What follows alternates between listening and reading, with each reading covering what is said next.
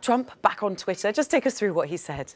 Of course, he's taken to his usual diplomatic route, which is Twitter, as you say. Now, Trump is warning about an impending humanitarian catastrophe because of the attack on Idlib, which Russia and Syria are planning now. Trump said President Bashar al-Assad of Syria must not recklessly attack Idlib province. The Russians and Iranians would be making a grave humanitarian mistake to take part in this potential human tragedy. Hundreds of thousands of people could be killed. Don't let that happen. There's a complicating factor here.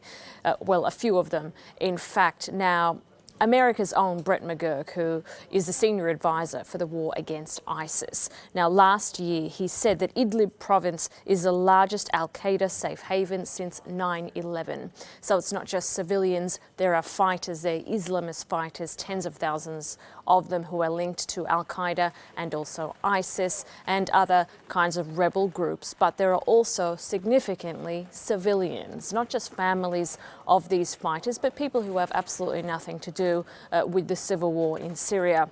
The pre-war population of Idlib was around 1.5 million people there in Idlib province. Now it's 2.5 million because of the displacement. So it's a heavily packed area. Now the Assad regime accuses these rebel groups of using civilians as a human shield. So what is the solution to that? How do you get people out of there? Well, this is the problem. We're going to be looking at that later in the week, probably in the Tehran meetings, about how to solve that crisis. Well, as you mentioned, those that Tehran meeting set for Friday, higher level talks there. Do you think they're going to fare any better? Exactly. Well, the only talks, or the only track of talks really in these last few years that have actually gone anywhere, happen to be between Turkey, Russia and Iran. These three nations who have a vested interest in Syria's future.